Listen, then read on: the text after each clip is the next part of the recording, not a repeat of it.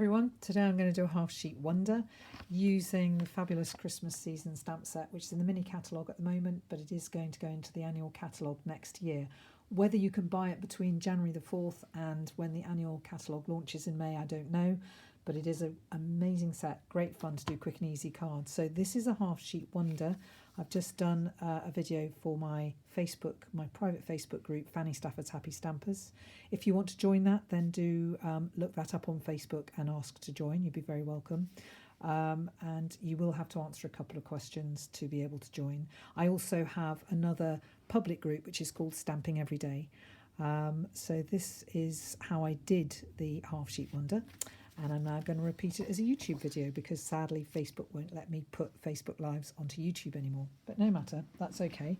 So we're going to use some different colours this time. We're going to use, for that last one, I used these colours, which was Crumb Cake and Early Espresso. But I'm going to use cinnamon cider and soft suede this time.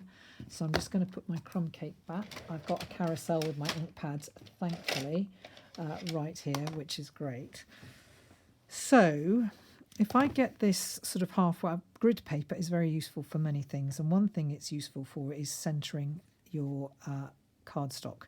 So 1, 2, 3, 4 and a bit, 1, 2, 3, 4, that's about halfway.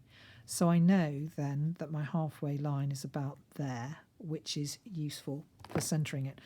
So I'm going to start off first of all with the cinnamon cider for the large cone, and the large cone, there's going to be one going down in that direction and one going up in that direction. Then I'm going to take the smaller cone and that's going to go like that and then like that. I could have spread them out a bit if I'd wanted to, but no matter. So that's the cinnamon cider, and now I'm going to take, I'm just going to put it back in its place because otherwise you wouldn't believe how many ink pads I've got on my desk at the moment. Right, so now we're going to take the second stamp for the large fir cone, and to the best of my ability, with the camera in the way, I'm going to try and stamp that on top, and I don't think that's too bad. We'll try our best, which shows you it's a pretty amazing stamp if you can do it at an angle. Now I'm going to take the smaller pine cone and do the second. It's very relaxing doing this, just saying, because it's rather lovely choosing different colours and seeing it all come together before your eyes. So that's that one. So I'm just going to put my soft suede back. And now I'm going to take a large leaf. I used garden green in my Facebook Live, but I think this time I might change my mind, and I think I'm going to go with, if I can find it, Evening Evergreen, which is here. So there's Evening Evergreen, and this is going to look a bit different, so that's okay. I'm all right with that.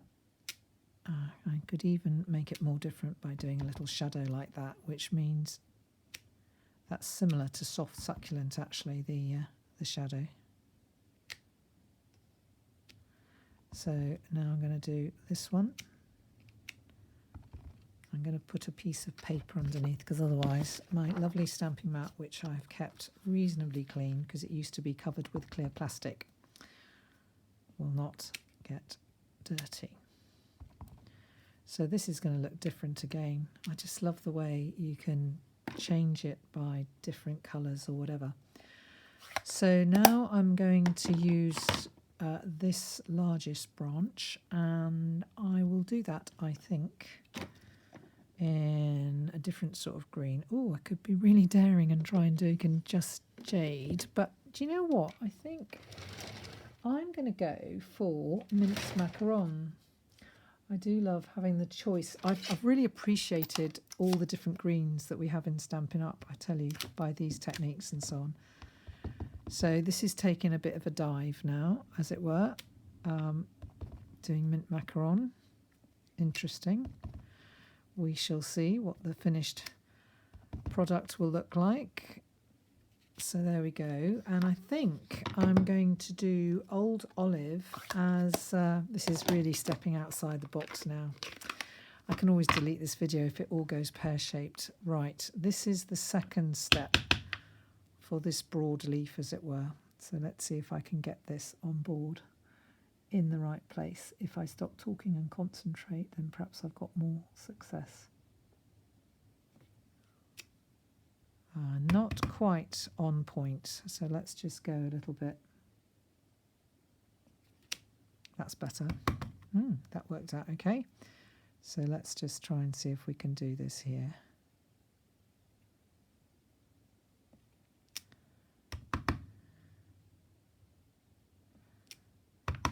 And then this one. I did this better on the Facebook Live. I think I'm talking too much. Right, and then this one. So this is looking more vintagey, this card at the moment. There we go. Ooh, right, okay. So now I'm going to do the sprigs for the berries, and I'm going to do that in a brown, and I have got early espresso here. So I think I'll use early espresso. And then I'll have to make a decision as to what colour I want the berries to be.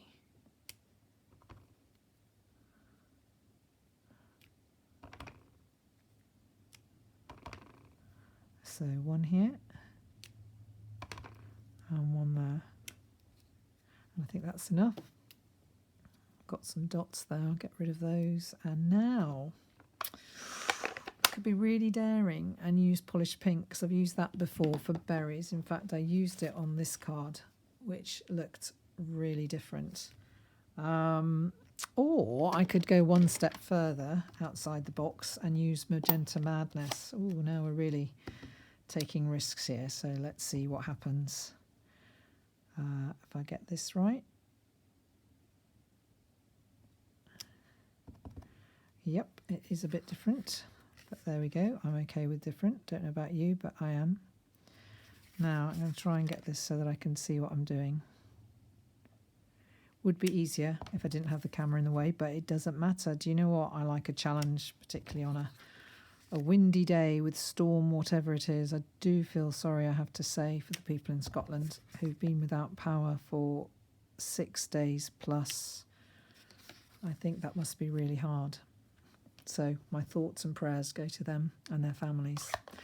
So there we go. Now we're going to have a bluey green. So that's what I love about the shaded spruce. This will transform this, I hope. It just gives it extra clout somehow. So let's see where we're going to put this. I think I'm going to put one there. You just will see the difference when the bluey green comes through. It really does look nice. So let's do one there. Doesn't matter it going across the other leaves. And I'm tempted. I don't usually do things in fours, but to put one there. And perhaps a little bit down here. A fourth one there.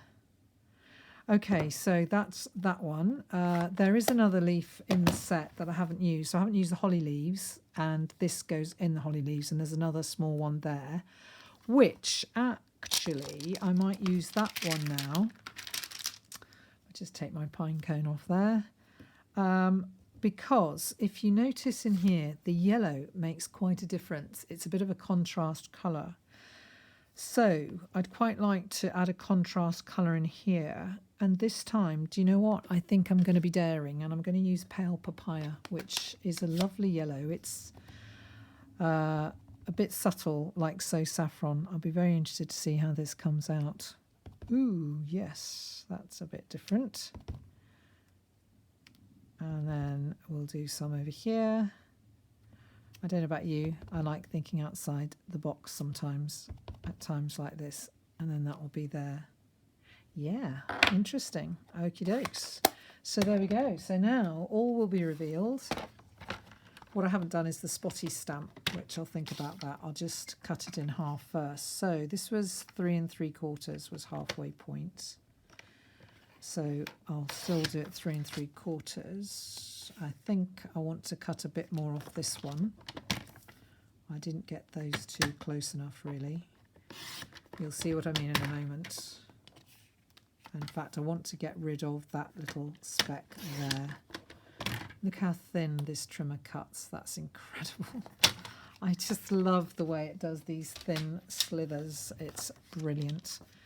So the question now to my mind is, do I need to do this little spotty stamp? And I think I probably do. So without taking too much time, I've got to decide what colour am I going to do it in. And I think that I will do it probably in, if I can find it. Well, perhaps I'll do it in Old Olive, actually. That would be a bit different, wouldn't it? Just to pick up a little bit of Old Olive. So a little bit there, a little bit there, a little bit there, a little bit there, and then there, and there, and there, and there. And I can hear my lady saying, don't do any more. Sometimes I just do too much. You wouldn't believe my pile of ink pads. Does your desk look sometimes like this when you've been stamping? Oh dear, mine does all the time.